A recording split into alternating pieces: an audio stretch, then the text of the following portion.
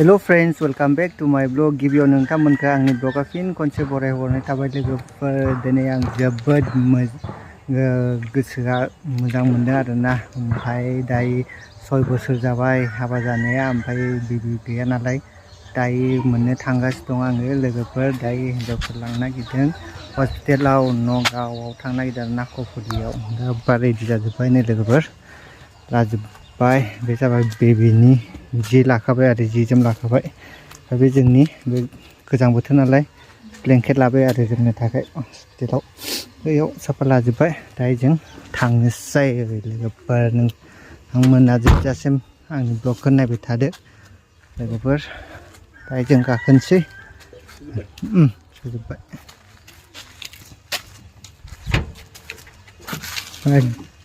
फुल जाजोब्बाय नालाय राजुबाय जाजानो। दायो जों अखाजोब्बाय, आब'आबो रेडि जाबाय थांनो। जों थांनोसै।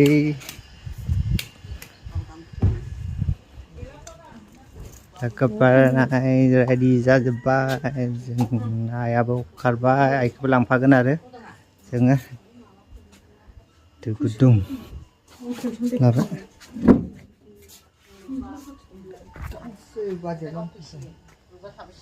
दै गुदुं लाखाबाय नै फ्लागाव नांगोन ना इमारजेन्सियाव लाबाय आरो।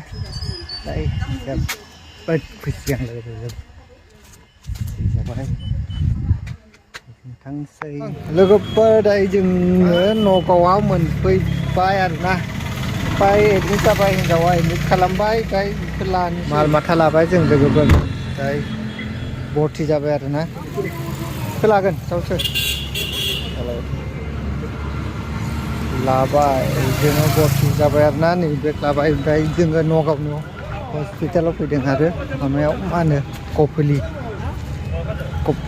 हस्पिटालाव। दायो बाजैया मा थफ्ला लादों नै लोगोफोर।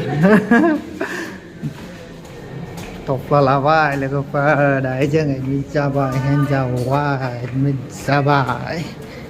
दायो गोजौथ' ओं थांगासिनो दं जों। थांगासिनो दं, गाखोबाय आरो एबाराव बिथिं इजा थांदो, हाबदो एसे हाबदो। खर' गिदिर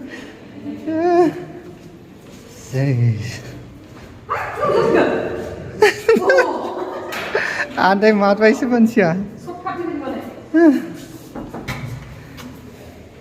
थफ्ला थफ्लि बेयाव दोनलायनोसै जों। दोनबाय आरो नायबाय थादो आंनि ब्लगखौ लोगोफोर।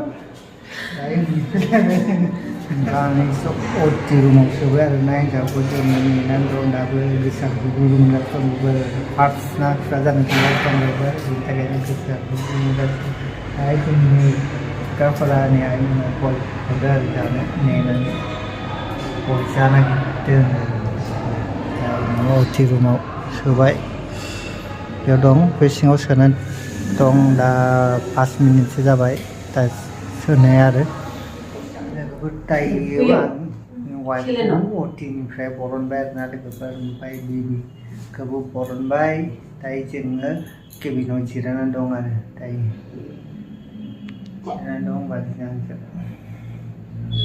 नेनानै दं आरो लोगोफोर।